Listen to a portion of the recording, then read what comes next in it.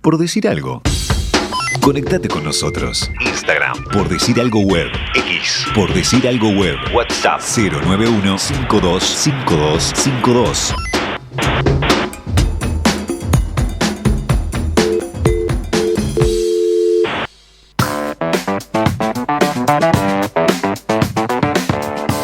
Y aquí estamos de nuevo con Por Decir Algo para seguir hablando de cosas. Y por cosas se entiende en este caso Uruguay y Argentina, que el otro día jugaron con victoria Argentina, como casi siempre en la historia, por otra parte. Lo digo bajito, aunque... Nunca le ganamos 2 partidos seguidos por eliminatorio. Bueno, no creo que haya dato más elocuente que ese. Así que bueno, estábamos analizando un poquito lo que dejó el partido desde lo táctico, por qué Uruguay perdió o por qué el partido se dio como se dio. Y bueno, hay algunas cuestiones tácticas puntuales que son interesantes en ese sentido. Sí, los invitamos también a algunos, si se quiere sumar al canal de YouTube de la radio, que vamos a ver algunas imágenes explicativas también, pero trataremos de hacerlo lo más radial posible. Lo que decíamos un poco del ataque organizado de Uruguay, sobre todo en los primeros minutos, de Julián Álvarez volcando la marca argentina, dejando que Josema sea el jugador que tenga la pelota, y Uruguay acumulando mucha gente por el carril izquierdo. Entonces ahí se ve un poco tanto la postura defensiva de Argentina y cómo Uruguay ante eso buscaba sobrecargar un carril de ataque para después en el otro sector generar un 2 contra 1 con Nathan Nández y Pelistri contra Nicolás Tagliafico, obligando a que Thiago Almada persiga a Nández, que en una de esas primeras jugadas del partido no lo logró hacer. Y se generó ese 2 contra 1. Después, lamentablemente, la jugada no prosperó, ya que Nández intentó un centro que fue bloqueado por Tagliafico y la pelota la agarró el Dibu Martínez. Ese fue uno de los problemas de Uruguay a lo largo del partido y viene siendo a lo largo de la eliminatoria el bajo porcentaje y efectividad en centros a lo largo de los partidos. Pero ahí se veía eso que hablabas vos también, Santi, de Georgian yendo a banda para ubicarse bien, y generaban un rombo entre Josema, Matías Olivera, Maxi Araujo, Georgian o Valverde, dependiendo qué jugador, y después de acumular varios pases por una banda, usaban a Bentancur para que pueda hacer un control orientado y cambiar la orientación del juego ofensivo de Uruguay. Esa era un poco de la idea, lo que se ve en esas 2 imágenes y también en las 2 que vamos a ver a continuación. Bien, ahí está, o sea, juntar todo por un lado y sorprender por el otro, ¿no? Exacto. Con Bentancur en el medio para revertir el juego. Eso mismo, en este caso... ¿Y eso a qué te parece que responde esa idea? ¿Cuál es? ¿A un análisis de que el lateral izquierdo de Argentina es más flojo que el lateral derecho, por ejemplo? No, o capaz que el extremo izquierdo de Argentina no iba a bajar tanto a defender como Giuliano Simeone, o sea que capaz que Almada no iba a hacer ese retroceso persiguiendo a Nández. Entonces vamos a acumular por este lado, generar el 2 contra 1 por el lado contrario con la subida de Nández y aprovechar que capaz que Almada no lo persigue tanto, que Simeone capaz que persigue más a Olivera o a Araujo. Claro, un jugador Simeone mucho más acostumbrado a lo defensivo que Thiago Almada. Exacto. Aunque la verdad es que Thiago Almada lo hizo bastante bien. Lo hizo bastante bien y de hecho en la Libertadores, los partidos que me tocó verlo, está mucho más acostumbrado de lo que yo me imaginaba o de lo que recordaba jugar por la banda, digamos. Sí, un jugador que ahora ya está jugando en la Liga de Francia también. Sí, con una carrera igual rarísima para un jugador de 23 años. Nivel, sí. Y lo otro que te iba a preguntar ahí, ¿qué evaluación te parece que se hace? Porque también vos tenés jugadores que son los que terminás potenciando con eso. Es decir, tus ataques van a estar finalizados más probablemente por Nández, por ejemplo, o Nández y Pelistri en realidad en este caso, que por Maxi Araujo y Matías Olivera. Eso también no deja de ser una decisión. Por lo pronto, no sé cuáles eran las alternativas a Nández, así pensando rápido. Podría haber sido Guillermo Varela, capaz, pero... Sí, incluso Valverde podría haber sido una alternativa, digamos, que estuviera más en ese puesto. Lo está haciendo así también a veces en el Real Madrid. Digo porque Nández estuvo particularmente impreciso el otro día. Sí, es una dificultad que tiene Nández, creo que la toma de decisiones ofensivas en el último tercio, cuando no es todo por potencia y llevar el equipo hacia adelante y hay que ponerle un poco de pienso, incluso en esa jugada anterior, cuando se genera el 2 contra 1, si él detecta que el lateral le sale a marcar, con un pase apenas por delante a Pelistri, lo dejaba a Pelistri yendo mano a mano contra el zaguero. Entonces Nández intentó centrar cuando tampoco quizás era la mejor decisión y podía hacer un pase. Me parece que no eran situaciones tampoco de un alto una alta dificultad para tomar la decisión, pero bueno, Nández en otras ocasiones lo ha hecho bien, es un jugador que incluso en su carrera, cuando inició en Peñarol, muchas veces lideraba el ataque con su energía, pero también con remate afuera del área o con pases de gol. Creo que tiene la calidad suficiente para resolver esas situaciones y es un jugador que por lo generalmente le ha rendido a Uruguay.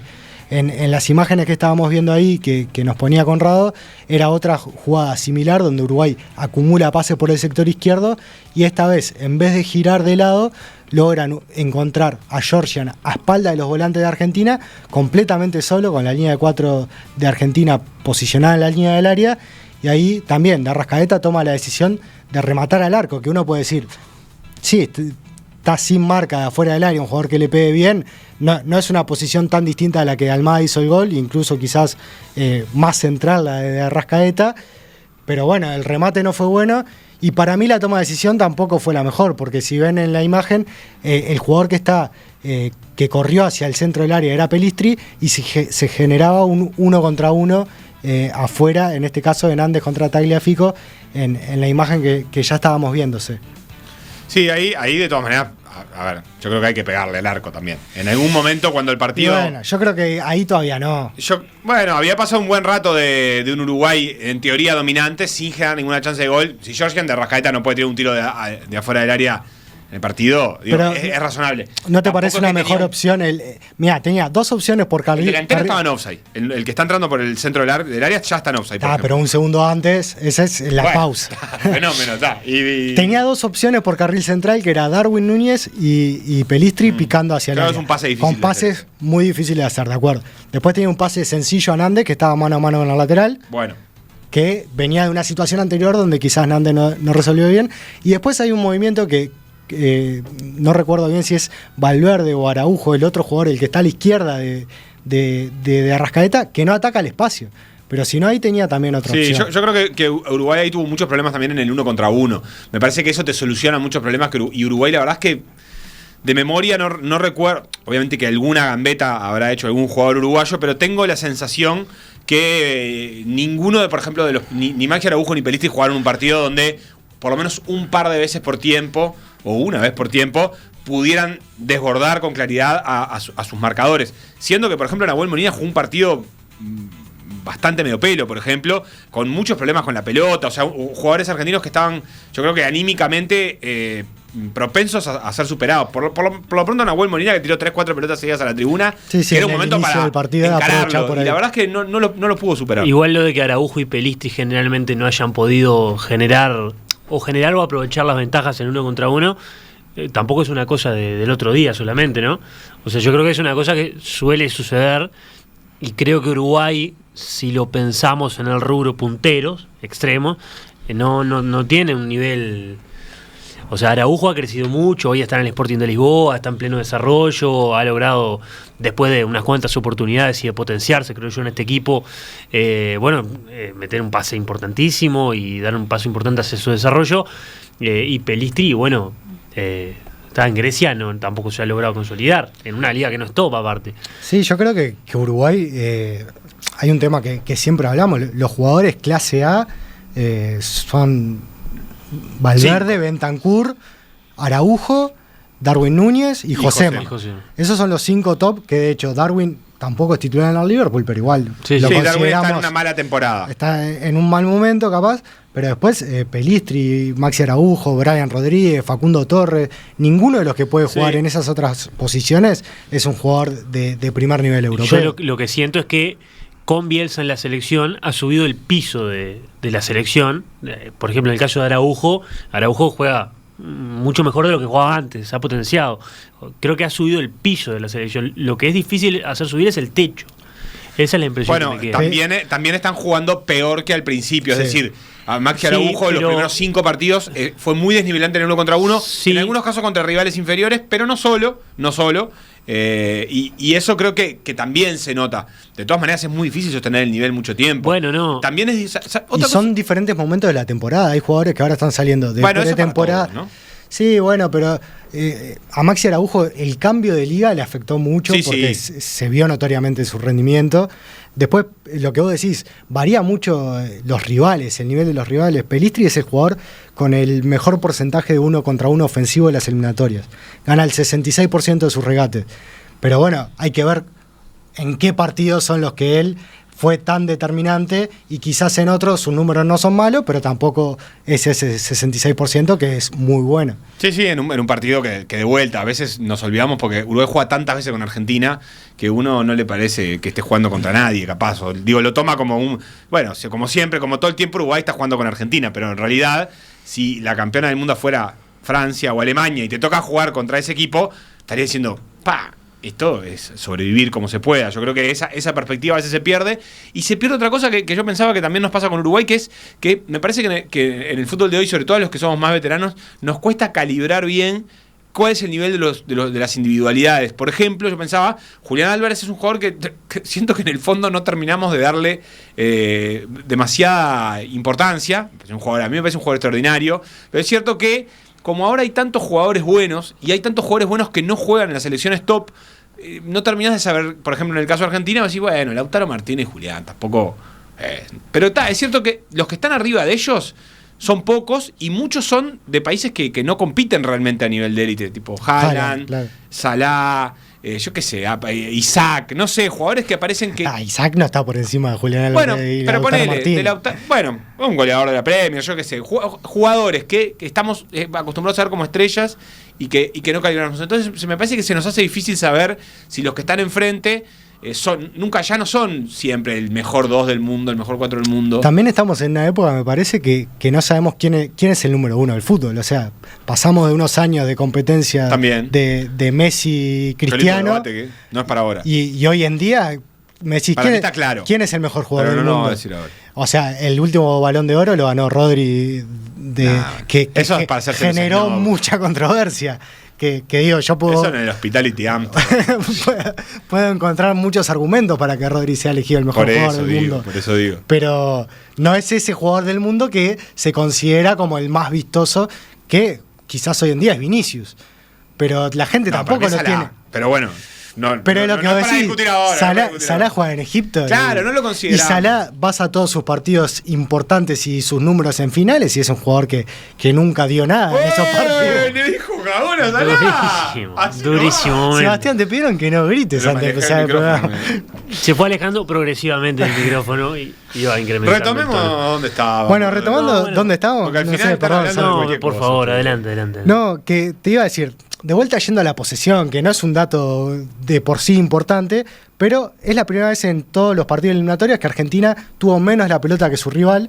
De hecho, en los primeros 20, 30 minutos Uruguay tuvo más del 75% de la posesión, que es un número altísimo. No la tocó Argentina. Y en los picos de más profundidad de Argentina hay unos gráficos que se utilizan que se llaman gráficos de momentum, que analiza en latín suena mejor. la peligrosidad del equipo con la pelota. Argentina tuvo 2 picos, que uno fue del minuto 40 al 45 y otro fue después del 65, que fue cuando hizo el gol, que fue cuando tuvo un poco más de profundidad.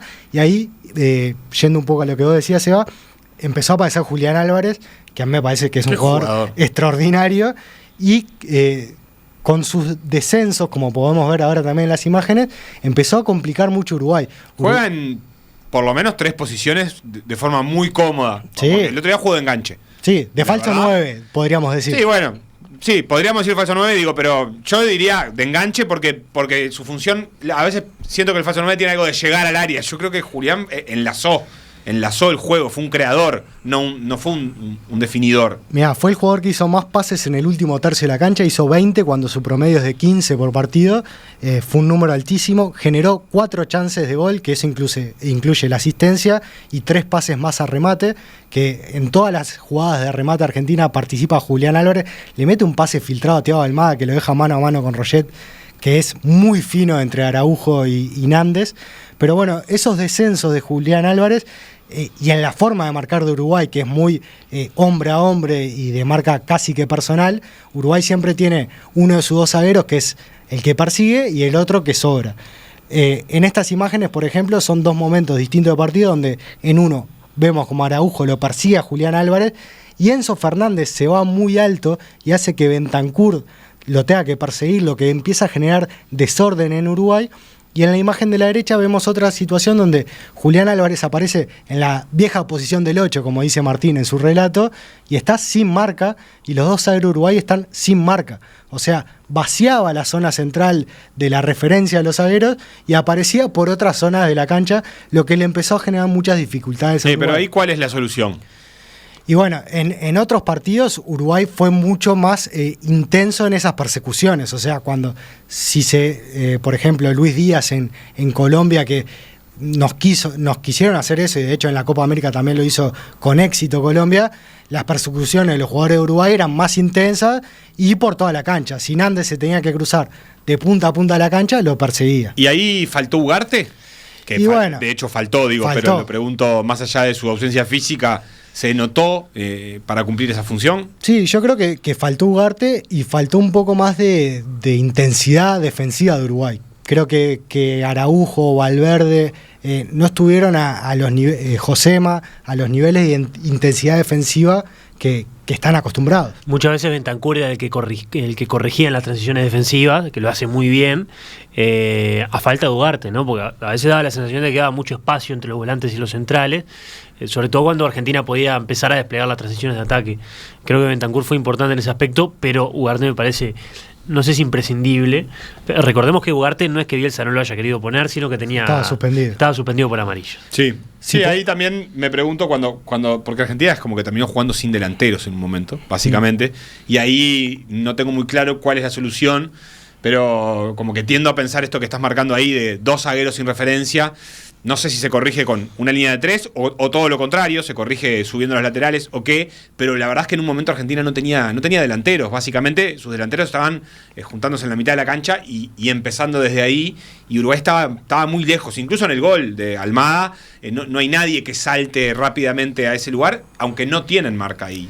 Bueno, en el gol de Almada, que es la próxima secuencia de imágenes. La próxima diapositiva. Diapositiva que tenemos para ver, que es una jugada muy larga, con muchos errores, que empieza con un mal rechazo en largo de Roget, pero después hay un choque entre Valverde y Matías Olivera, que habían recuperado la pelota, se chocan entre ellos y se la vuelven a dejar a Argentina. Hay un despeje corto de Josema Jiménez, que son casi 2 minutos que Uruguay está hundido defendiendo con 3 o 4 errores consecutivos, y después sucede esto. Almada se va a la posición de lateral izquierdo casi, a recibir un pase de Romero o de Otamendi, no recuerdo, creo que de Otamendi, y el que lo persigue hasta allá arriba es Nández. O sea, Uruguay hasta ese momento sigue con sus persecuciones individuales, el que quedó como lateral derecho es Valverde, y Nández sale como extremo, o Pelistri queda con Tagliafico alto, va Nández persiguiendo a Almada, y Julián Álvarez se empieza a alejar de la zona de zagueros de vuelta, y Araujo lo sigue, pero de forma un poco tímida, y de hecho en un momento lo suelta, y es cuando Almada le da la pelota a Julián Álvarez, y Almada desdobla, o sea, sigue corriendo hacia el espacio sin la pelota, y cuando Julián detecta eso, que fue algo que Argentina hizo muy bien, es que cuando se reconocían como el jugador libre, atacaban hacia un espacio que había un jugador de Uruguay con marca. O sea, yo agarro la pelota y estoy libre, y vos, Eva, sos mi compañero y estás con Nández al lado, y yo en vez de atacar hacia otro espacio, ataco hacia donde estás vos para ver qué provocaba eso. Si el que te estaba marcando a vos me venía a marcar a mí y podíamos hacer un 2 contra 1, o si yo seguía corriendo solo con la pelota. Que eso le generó dificultades a Uruguay.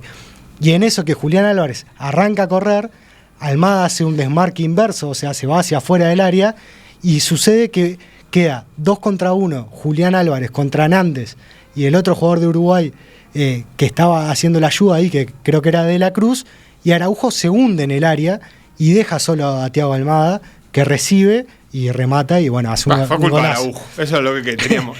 Todo el programa para decir eso al final. Y bueno, creo que en toda la jugada, si bien las permutas no se hicieron de forma correcta, el que estuvo más flojo en esa persecución fue Araujo, que no sale lejos a tomar a Julián Álvarez, y que luego con el cambio de marca no toma a Thiago Almada. También Julián se lleva un 2 contra 1 con con Nández y De la Cruz, que uno de los dos podría haber ido a tomar a Julián. Pero bueno, esos movimientos de Argentina fueron los principales que desacomodaron a Uruguay en un partido que en líneas generales también fue parejo, me parece, y que si bien Argentina tuvo las situaciones más claras, tampoco es un partido que vamos a recordar como todos los goles que erró Argentina. No, claro. Fue un partido que tuvo 2 o 3 fueron chances buenos de 20 gol. minutos. Los primeros 20 del segundo tiempo de Argentina fueron buenos. Bastante buenos. Bastante buenos. Bastante mejores que los 20 minutos buenos de Uruguay, digamos. Yo creo que esa es la conclusión. Que Argentina dominando fue más dominante que el rato de Uruguay dominando. Sí, sin duda. Julián Álvarez después, para sumar algún dato más, en una métrica que se llama valor de posesión, que lo que hace es contabilizar las acciones que realiza un jugador durante el partido, viendo si aumentan o disminuyen la probabilidad de hacer un gol. Entonces, un pase hacia el área te va a dar más valor de posesión, que vos te saques un tipo de arriba yendo hacia el área también, que vos pierdas una pelota importante te va a restar puntos. Entonces se usa como para medir el rendimiento de los jugadores más allá de los goles, las asistencias, las estadísticas más clásicas. Fue el jugador que añadió más valor de posesión a la tenencia argentina. Con esto que decíamos, creó 4 chances de gol, 20 pases en el último tercio. Bueno, esos movimientos de Julián Álvarez creo que fueron de los más destacados, junto con Thiago Almada, que tuvo 3 remates en el partido, Enzo Fernández, que tuvo otros 3, y creo que ellos 3 fueron los jugadores más determinantes de Argentina, pero donde cuando todos participaban, cuando aparecía McAllister, cuando Paredes tocaba rápido, incluso Tagliafico creo que hizo un partido muy bueno y sobre todo muy intenso de los duelos, solucionando a veces también jugadas defensivas donde Uruguay generaba ese 2 contra 1 o 1 contra 1. Creo que por ahí pasaron las claves del partido, en un partido donde fue el que Uruguay creó menos chances de todas las eliminatorias con 2, el XG más bajo, o sea, la probabilidad de convertir un gol fue de 0,19 y bueno, lo que decíamos hoy más temprano, fue la misma cantidad de remates que el partido de ida con Argentina, 6 remates, 2 al arco, pero habían sido situaciones mucho más claras y Uruguay fue mucho más efectivo, y fue el tercer partido que Uruguay más buscó centrar desde juego abierto, o sea, sacando las pelotas quietas, con 14. Tuvo 19 centros en total, acá sí sumando los corners, y acertó solo 5. Creo que esa es una de las dificultades de Uruguay también, de a la hora de centrar no ha sido nada preciso. Bueno, muy bien, entonces, un desastre Uruguay. Yo entendí eso. Esa es mi interpretación. Pero tampoco tanto. Claro. Podría ser peor. Quizá mañana. Bueno, quizá no. Considerando el contexto, las partido difícil, las condiciones climáticas, las exigencias físicas. Bolivia de local viene con 3 victorias, un empate y 2 derrotas. Tampoco son números tan para la altura. Es Bolivia. Bueno, está, pero si el Real Madrid jugara a la altura, ¿qué? Le iría mal. No sé Tendría que contratar jugadores bolivianos. Claro, exacto. Es el equipo que recibe más goles de local, casi 2 cada 90 minutos, pero es el cuarto más goleador, o sea. pero vamos a volver a hablar de eliminatorias. Guardate un dato. ¿Cuál? Alguno de Bolivia. Bueno. Para cerrar el programa. No. Es la falta de producción de este programa histórica. Yo anoto todo en un guión y el único es para no perder la identidad. No lo leo. Me invita ¿Qué se debe ponerse a pensar? Y no me dice nada en la previa. Sí, hay un guión que no lo hemos leído nunca en la historia del programa, pero bueno, me invita a venir al programa. Cuando estoy hablando del primer bloque me dice, no, vamos a la tanda. Cuando vamos a la tanda me dice, no, guardate un dato para después. Pero al final. Es la última que viene este muchacho. ¿Saben qué? Viene un entrevistado que casi hace que me muera. Tanda. Por decir algo. Lo que pasó en PDA Radio, revivilo en pda.uy, radiomundo.uy, en YouTube, Spotify o cualquier plataforma de podcast. Si hay deportes, hay PDA Radio. En Radio Mundo, 1170 AM.